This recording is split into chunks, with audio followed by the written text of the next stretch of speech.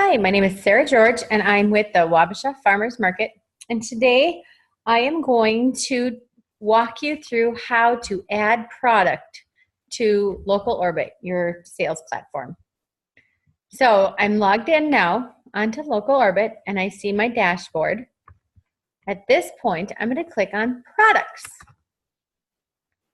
I do want you to note that I am the manager for multiple markets here on Local Orbit. And so I'm going to see a few things on here that you don't see. But that's okay. Don't let that intimidate you. I'll walk you through what it is that you will see. On the right side of the page, under Products, you see Add New Product. I'm going to click that. Here's a screen that you're not going to see because you're not going to be able to select an organization like I am. I'm going to choose D&S Gardens because that is my farm. And today we're going to do Mary Washington asparagus. All right. The next thing I'm going to do here is click on the category. You're going to start with fruits, and it's going to move down to vegetables. And I just want you to go slow to see if you can find what it is that you're looking for. Under vegetables for Local Orbit, they have some predetermined groupings that are a little unique. So asparagus here is listed with artichokes and avocados.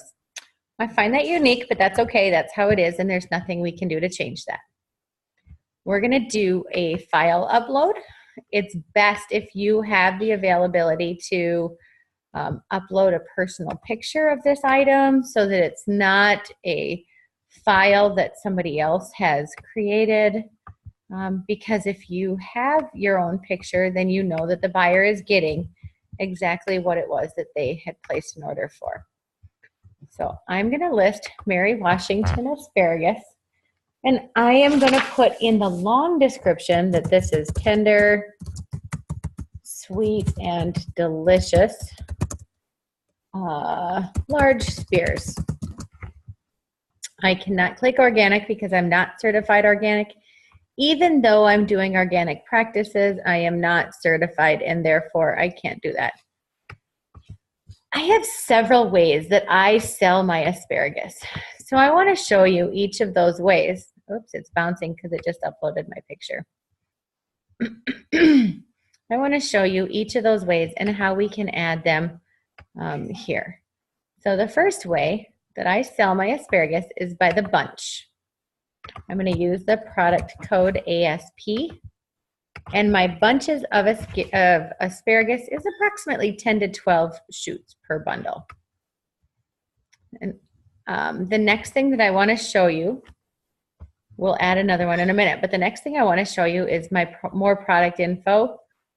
So this is stating that all of the information about D&S Gardens, my farm, is going to be shared onto the sales page for the buyer to see. We always want to do that. The more transparent we are, the better it is for our buyers. These delivery times are really important. For example, if I did not want to sell at the Wabasha Farmers Market on Wednesdays, I would be able to unclick the Wednesday Farmers Market just by simply clicking Make this product available at all market delivery dates. I unclicked that, and now I have the choice to remove some of the options here. I do have the availability to go to all of them, so I could click them all as well. Your market manager is going to make it whether or not you have the availability to click or unclick some of those options. I'm going to click Save and Continue. And I'm actually going to go back to the product info. The reason that I'm going back to the product info is that not only do I sell it in bunches, but I'm going to add a unit. And because we're selling to institutional buyers, schools, hospitals, and restaurants, I want to be able to sell this by the pound. And that would be asparagus, of pounds of asparagus. And I'm also going to click Add a Unit, and I'm going to sell this by the case. So here's a case of asparagus, and a case is 25 pounds. Click add. So I have 3 different ways that I can sell asparagus here on the sales platform. Now I'm going to click save and continue. This is going to bring me to the inventory tab. It's really important to note that bunches of asparagus is not going to appear in the shop until you add inventory and pricing. So for each of these, we need to click this show advanced inventory options before we put any quantities in. It's going to give you the option, are you sure you want to enable advanced inventory? Because that cannot be undone. You need to click OK. What this allows you to do is to add a lot number. So my lot number is going to be the asparagus that was harvested on June 4th of 2018. And I'm going to say that SG, so Sarah George, harvested that. You can also add an expiration date. So this was harvested on June 4th. And so this expires on June 11th. That means that as long as I don't sell out of this asparagus, these bunches, these 50 bunches of asparagus are going to still stay available on the sales platform. Now I have the availability to remove those bunches. I also have the ability to edit that at any point in time. But we need to use that lot number, and that lot number needs to stay with it. I understand as a farmer myself that it's not easy to put a lot number associated with unharvested product. So our project team got together and discussed certain ways that we can go around it. One of the things that we decided that we could do was make it so that this asparagus is harvested in June, the first week of June. So you can do June and 01, meaning the first week of June. You can do it June, let's see, the 4th through the 11th. 01, 11, 04, 11. Just make it so that you understand your lot number. Even though this was not harvested at this time, you can have it so that you can associate that lot number along with this product. So this one, I'm just going to say it was harvested during this first week of June, and it's good through the 11th of June. If you do not put an expiration date on there, that product will stay on there indefinitely until you're sold out. I know for one that asparagus is not going to last that long. Whoops, I clicked a button while I was chatting. So now I'm going to add quantities for my cases of my 25-pound cases. I have 4 25-pound cases, and I was able to add that lot number on there. I also have pounds of asparagus, keeping in mind that none of this is going to show up until I associate lot numbers with it. My pounds of asparagus, I'm going to have Doug do the harvesting. So I'm going to put his initials in the back. Right here, I'm able to identify the field. It came out of my asparagus field and the week that it was harvested. I'm going to put in there, Doug harvested this. See, Sarah George harvested this one up here, but Doug was doing that harvest last this time. Doug is going to do his harvest on the 5th, and that means that his product is available through the 12th based on what I'm putting in. Keep in mind the farmer is the one that's putting that in there. Because this is pounds, I'm going to add in how many pounds I have available. And there's 35. So now I have 3 different sales ways that this can be done. Let's say that we have somebody else out here harvesting pounds of asparagus. 602 of 18, and it was Stephanie Danzinger was over here. And she harvested this on the 2nd, so I know it's good until the 9th. And she's darn good at this. So she got 58 pounds, and we're going to add it.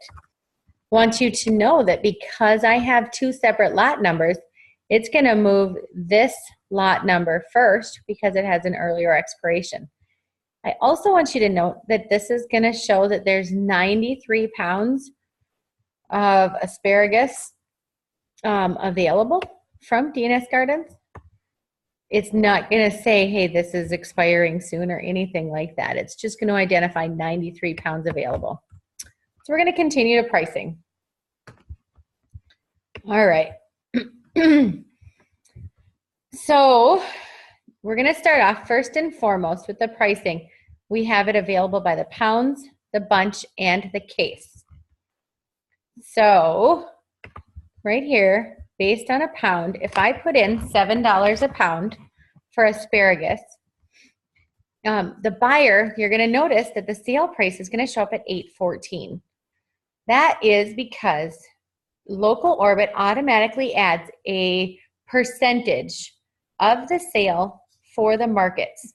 That sale, or that 14, it's a 14% that is added, and what that's covering is the price of Local Orbit for the individual markets to use. It's for the license, for the wholesale food handler's license, and it's also covering the cost of insurance. Not only that, this is going to be covering the totes, the hand wash station. It's going to be covering the plastic bags or some of that other stuff because Local Orbit is free for the farmers. So you're going to see that this net price at $7 is the price that you, as the farmer, receives.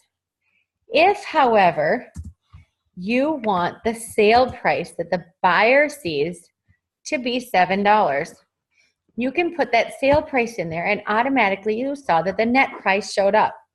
You can see what that price is and see if that's something you're comfortable with. The net price is the price that the farmer is going to receive for their product. The sale price is the price that the buyers see. We just want to be fully transparent. So for me, I'm going to add that this is $7 that I'm going to receive. So the buyer is going to see that that is at $8.14. Then my bunches. So this is kind of what I sell it for at the farmer's market. I'm okay with my bunches going at $5. I want to encourage anybody and everybody to do this. And I know that I sell it all day long at the farmer's market for $5 for a bunch. So I'm okay with that. And my 25-pound cases. So if I'm selling it at $7 a pound, that would be $175. But you know, they're buying 25 pounds at a time. So we don't want them to see it at $175. We actually want them to see it at, let's say $100. That's going to be right around $4 a pound. But what happens is they're buying more. So when you buy it in bulk, they're able to receive a nice discount. I could turn around and remove this 100 from here and make it so me, the farmer, gets $100 and add it that way as well. It doesn't really hurt either way. Couple things I want to point out. For my bunches, I'm getting $5 a bunch. I'm going to add a price in here and say that I would be willing to sell this at $4 a bunch if I knew that they were going to order 10 bunches or more. Okay. I'm going to do the same thing for my pounds. So we're going to add that if they buy 10 pounds or more, then I'm okay with selling this at let's do $5.50 a pound. And we're going to dive a little deeper on that pounds, and we're going to add another price and state that if they order 40 pounds or more, they can get it at, I don't know, let's say $3.50 a pound. Okay. Now I have a buyer that always orders from me consistently, and I know that that buyer is totally used to ordering. They order 60 pounds a week of my kale. It's no questions asked. So I'm going to say that Harborview Cafe, see if we can find them. Here we go. Harborview Cafe, no matter what the minimum quantity is, I'm totally comfortable with them ordering at $5 a pound. So I'm going to add them in. Now, Harborview Cafe has no limits. They are the only ones that are going to see this price of $5 per pound. Doesn't matter what their limit is. And you can do it that way. Just so that you see that there's ways that we can do this. So I'm going to return to the product list and show you what this all looks like. If I was, now I'm going to click on marketing and a fresh sheet. So actually, I'm going to go, we'll do it on a fresh sheet first. I'll show you that the asparagus by the bunch, by the pound, and by the case are all showing up, and you can see the quantities that are available here in that fresh sheet. So this is the marketing that goes out to our buyers. And here is how it's going to look when we present it to our buyers. So you're going to see the minimum order. If you were to order bunches, you're going to pay $5 a bunch, and it'll automatically populate. But if you were to order 10, it's automatically going to populate at the $4 price because I have a minimum of 10 listed there. It's going to show the quantity that's available. Note that those pounds did come together, stating that there's 93 pounds available, even though there was 2 separate lot numbers.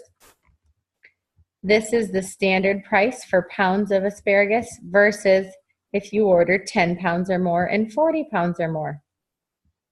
These are going to automatically populate.